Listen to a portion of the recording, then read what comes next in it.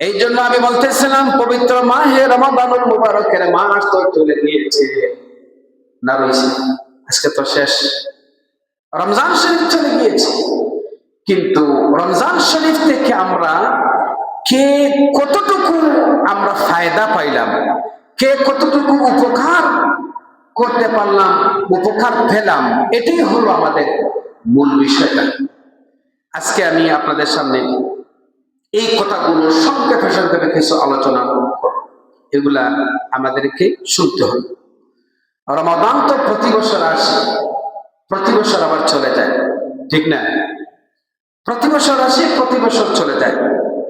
এই যে দীর্ঘ একটা মাস আমরা সিয়াম সাধনা করলাম, রোজা রাখলাম, এই রোজা আজকে আমাদের কাছ থেকে বিদায় নিচ্ছে। রোজা বিদায় নিচ্ছে, রোজা আমাদেরকে কি মেসেজ দিয়ে যাচ্ছে, কি শিক্ষা দিয়ে যাচ্ছে, আমরা রোজা থেকে কি শিখলাম, এটাই হলো আমাদের মূল বিষয়, ঠিক কিনা? রোজা হায়াতে বাঁচলে, হায়াত থাকলে তো প্রতি বছর আসবে, রোজা চলে যায়, কিন্তু রোজা থেকে কতজন মানুষ শিক্ষা গ্রহণ করে।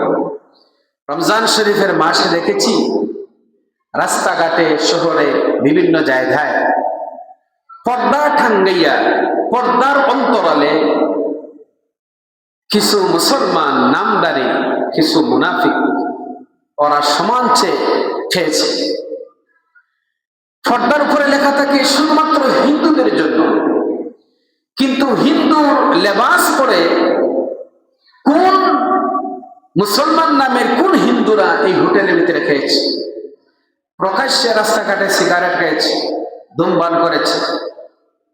আবার অনেক মুসলমান দেখেছি রোজা রাখে নাই, কিন্তু ইফতার সামনে নিয়ে বসে আছে, ইফতার করতেছে।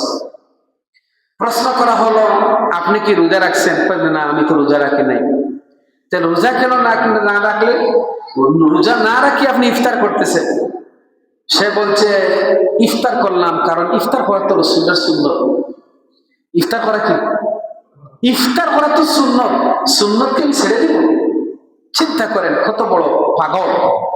ফরজ রোজা ছেড়ে দিচ্ছে আর বলছে যে ইফতার না করিয়া কি আরো গুনাহগার হব?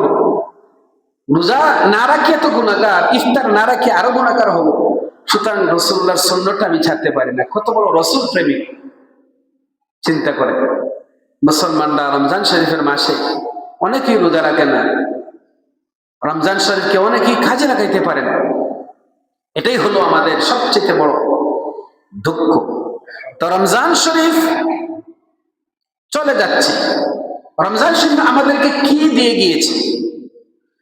ভাইরা আমার, অনেকেই আমাকে বলে হুজুর রমজান শরীফের মাসে অনেক ওয়াজ তো করেন, আমরা কষ্ট করে রোজা রেখেছি, আমার রোজা কবুল হয়েছে কিনা আমি কিভাবে বুঝবো? ভাইরা আমার, আমরা রোজা রাখি, রোজা কবুল হয়েছে কিনা এটা তো আপনি আমি বলতে পারবো না, কথা ঠিক কিনা? রোজা কবুল হয়েছে কিনা এটা তো জানার মালিক হচ্ছেন আল্লাহ। বান্দা কোন নিয়তে কিভাবে রোজা রেখেছে এটা তো আল্লাহ পাক ভালো জানেন। তবে একটা কথা, রোজা কবুল হয়েছে কিনা এটা বোঝার একটা মাধ্যম হলো, রোজার আসল উদ্দেশ্যটা হলো তাকওয়া অবলম্বন করা। রোজার আসল উদ্দেশ্যটা কি? তাকওয়া, খোদাভীতি, আল্লাহর ভয়, জাহান্নামের ভয়, এটা অন্তরে সৃষ্টি করা, এটা হচ্ছে রোজার আসল উদ্দেশ্য। ভাইরা আমার, রমজান শরীফের মাসে অনেক মানুষ গুনাহ ছেড়েছে, রোজা রেখে গুনাহ করে নাই যে আমি গুনাহ করব না, রোজা রেখেছি। রমজান শরীফের মাসে আল্লাহকে ভয় করেছে। রমজান শরীফ যাওয়ার পরে ওই বান্দা যদি গুনাহ থেকে যদি বাঁচতে পারে, সে যদি মনে করে আমি গুনাহ করব না, গুনাহ করলে আল্লাহ দেখবেন, মানুষকে ঠকালে, মানুষকে ধোঁকা দিলে, এই সমস্ত কাজ করলে গুনাহ হবে। কেউ দেখুক আর না দেখুক, আল্লাহ তাআলা তো দেখতেছেন। যেমন ভাবে রমজান শরীফের মাসে বলেছিল, রমজান শরীফের মাসের পরে যদি এইভাবে তার বিশ্বাস আসে আমি যে গুনার কাজ করব, গুনাহ করলেই তো আল্লাহ পাক দেখবেন, সুতরাং আমি গুনাহ করব না, এরকম মনের ভিতরে যদি তার অনুমতি আসে, এই শিক্ষাটা যদি তার আসে, তাহলে বুঝবেন রমজান শরীফ আসলেই তাকে ঠিক করে দিয়েছে, আসলে রমজান শরীফের রোজা তার কবুল হয়ে গিয়েছে।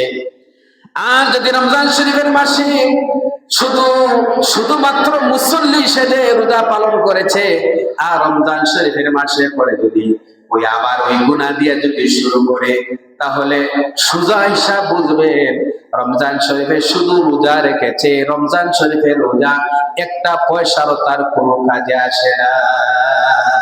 কথা ঠিক বললাম কিনা?